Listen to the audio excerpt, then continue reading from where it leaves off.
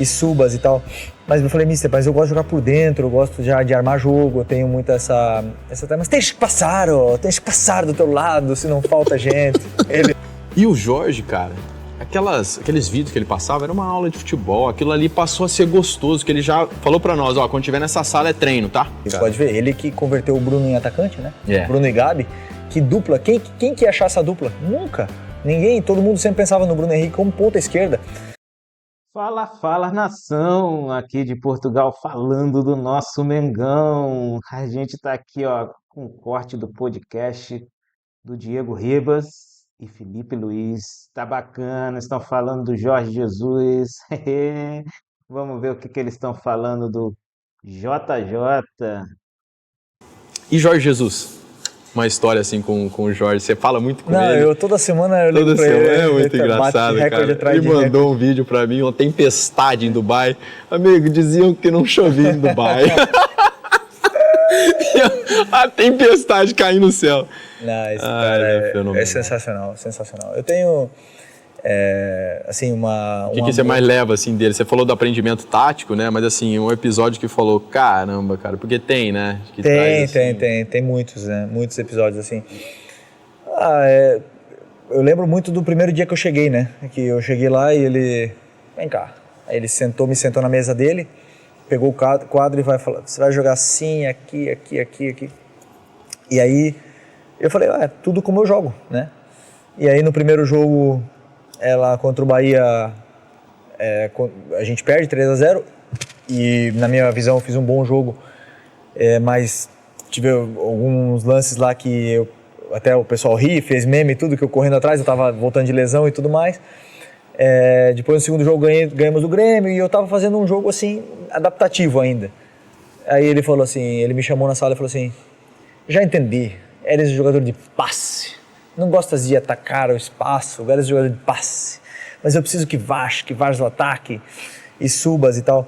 Mas eu falei, mister, mas eu gosto de jogar por dentro, eu gosto já de armar jogo, eu tenho muito essa mas tens que passar, ó, tens que passar do teu lado, se não falta gente. Ele, ok, mister, eu vou passar e tal. Mas aí ele falou assim, sabe quantas bolas cruzaram do teu lado até agora? Aí eu falei, no caso, contra o Flamengo, né? O ponta direita, no caso, cruzou uma bola. Eu falei, não, mister, quantas? 0. Tenho nada para falar de ti defensivamente, estás muito bem. Ele falou, mas eu quero que passes. E aí eu falei, tá bom, ok. E fui tentando passar um pouco mais e tal, né? Tava, como eu falei, me adaptando ainda. E aí teve um jogo contra o Inter na Libertadores, onde eu joguei muito por dentro. E aí acabou que a gente ganhou e aí ele entendeu a minha função. Aí ele falou, ok, vamos lá, vamos treinar isso aqui, você por dentro, não sei o quê. E aí ele foi adaptando. Cara, isso é fenomenal do Jorge. E ele viu que era a minha principal característica e usou aquilo em função da equipe. E, por exemplo, lembra que também do Rafinha, ele falava assim, quando o Rafinha pegar na bola, entra, porque a bola tem olhos, ele falava, lembra? Então, o cruzamento dele é perfeito.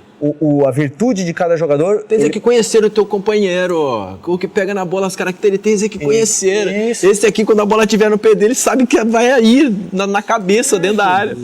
Potencializava muito o individual de cada um. Né? Então, isso, o mágico de Osso.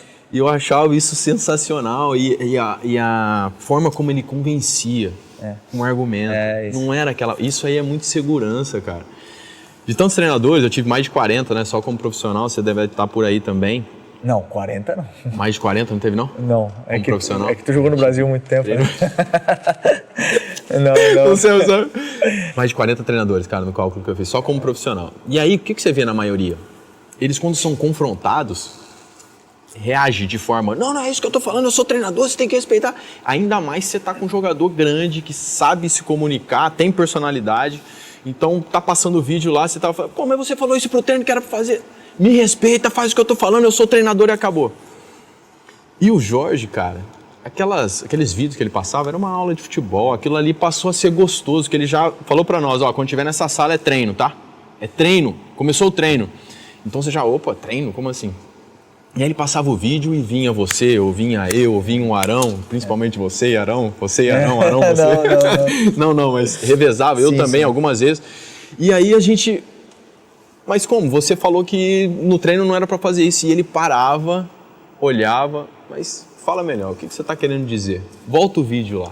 E aí voltava o vídeo e a segurança dele em ser confrontado e depois debater, em convencer, era algo espetacular, né, cara? Você falava que, ó, não joga aqui, eu jogo mais no meio, e ele ouvir e observar. Aí viu o seu jogo por meio, viu que funciona, viu que dá certo, tudo bem. Realmente, aí vai ser bom pro time. Então vamos com você pro meio, isso aí é...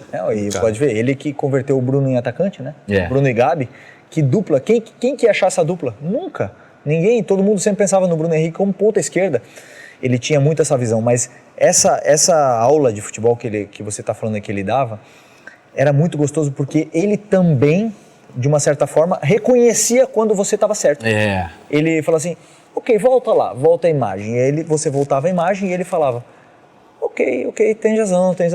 Se ele estava errado, ele falava. Isso é segurança. Segurança. Você falou. Isso é muita segurança do que está falando. Porque o treinador não vê tudo. Mesmo no vídeo, ele não vê tudo. Ele não vê o interior do que pensou cada um das pessoas, né? Tinha uns que sofriam mais que outros com ele, né? O Pablo Mari, por exemplo, sofria um pouco mais. Mari, Rodinei, às vezes... Mas era uma experiência... Nossa, o Rodinei, o Rodolfo, muitos assim, sofreram muito mais. Eu vou te falar. Eu preferia quando ele falava, o Mourinho, tem que marcar, e fica aquela... do que às vezes, cara.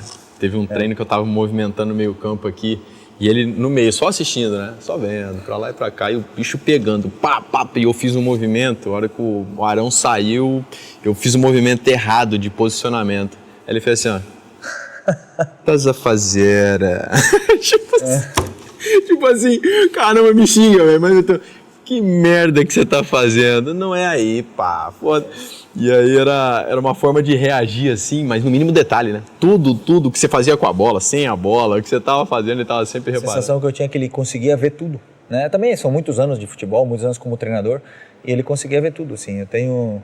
Por isso que eu falo que não é coincidência, no futebol nunca é coincidência. Não. O cara fazer recorde no Flamengo, recorde agora no Hilal, aonde ele passou ele fez história, no Benfica. É verdade. Então, assim, é um cara diferente. Filho, você foi um cara sempre que se posicionou e o teu perfil não é daquele jogador de futebol. Você olhar e falar, caramba, esse cara joga futebol, o cara low profile, né, que tem um jeito ali, se posiciona muito bem, confronta certas verdades do mundo da bola. E eu queria que você falasse sobre isso, sobre a personalidade do atleta, né, do jogador de futebol, o que é bom, que eu falo sempre, gente, tem os dois lados. Aqui o jogador precisa evoluir, aqui nossa sociedade precisa evoluir. Porque a casca que se cria aqui também tem uma razão. Mas enfim, eu queria que você falasse sobre isso, cara, sabe? Do que você vê, do que o jogador de futebol como mentalidade, né? Desde o teu posicionamento, tua forma de pensar, até o que nós possamos melhorar como jogador. Eu entendo que nós jogadores somos muitas vezes uma fonte de comunicação, porta-voz, né, de alguns determinados assuntos. Por exemplo, política. Vamos falar sobre o polarizado que está no nosso país, direita, esquerda, Lula, Bolsonaro, não sei o que tal. Então, assim, se posicionar é quase que uma obrigação e se dependendo para um lado que você se posiciona, o outro você é odiado ou amado. Uhum. E eu penso um pouco diferente nesse sentido. Eu falo assim, eu não consigo me posicionar sobre política porque eu não entendo de política. Tá entendendo? Agora, se é um assunto que eu me aprofundei mais... eu posso ter, por exemplo, uma preferência, eu prefiro mais a esquerda, né, uma coisa assim, ok, mas eu me posicionar, eu vou votar no Lula, não sei o que, eu vou votar no Bolsonaro e tal, eu acho que isso é uma linha muito fina, porque realmente me fala que jogador se aprofunda realmente em política. É difícil, Diego, é difícil. A gente, às vezes, compra causas que não são nossas. Né? Talvez até algo que, né, ia pouco a pouco e conhecendo mais. Muitas vezes, pessoas apoiam políticos sem saber a história dele, sem saber que o cara já foi investigado ou que já teve escândalo de corrupção e tudo mais. Então, assim, é uma linha fina. Agora, existem outros assuntos que a gente deve se posicionar, porque o mundo está esperando que os jogadores se posicionem e tem jogadores que são muito fortes na parte da comunicação e eles devem ser porta-voz dos jogadores, né? Eu lembro quando eu era novo, tinha 14, 15 anos, jogava no Figueirense, eu queria ser famoso, queria. Depois que eu virei famoso, de uma certa forma, entre aspas, não sou super famoso, mas sou famoso, eu vi que é um preço alto. A fama é um preço alto a pagar. Qual vantagem ter você ser famoso? Ter lugar no restaurante é difícil de... mas você se priva de muita coisa, família, você não pode sair em qualquer lugar, você é visado, então você passa a ser exemplo. Ok, passa a ser exemplo, então esse cargo de fama, ele vem com uma responsabilidade. O ônus e bônus, né? Verdade. Tem que... Isso eu acredito que você tem que, talvez, ser ensinado desde cedo nas categorias de base do futebol, a entender que se você um dia você se transforma no Neymar, você tem que dar exemplo para as crianças que, felizmente, compram a tua camiseta, né? E querem ser você. Aliás, eu tenho meu filho pequeno, louco pelo Messi, agora tenho tudo do Inter Miami em casa. E tenho a camiseta do Messi e tal. Então, assim, vai muito do que o Messi faz. E, graças a Deus, o Messi é um exemplo, né? Pelo menos é o que ele passa para Cristiano Ronaldo, você gosta do... O Cristiano Ronaldo, mais exemplo ainda, né? Que ajuda tantas e tantas pessoas. Talvez ele não transmite tudo o que ele faz, né? Mas é um cara que ajuda muito e todos os companheiros que eu tive que jogaram com ele falaram que ele é um cara extraordinário no vestiário. Então, esse tipo de liderança é importantíssimo para os nossos filhos, né? Então, não escolhemos, mas é o caminho. Me fala dessa tua parte de resiliência um pouco, cara. Você é um cara que pouca gente lembra, mas passou por lesões gravíssimas. Teve a de 2000. Nação, 2 gênios, 2 craques, 2 ídolos do Flamengo que eu respeito, admiro. Fiz um grande sucesso no Flamengo. Felipe, Diego. Felipe, para mim, vai ser um grande técnico de futebol. Vai arrebentar. Diego Ribas, como comentarista, ele tem o dom da fala. Esse cara também foi o nosso capitão por muito tempo.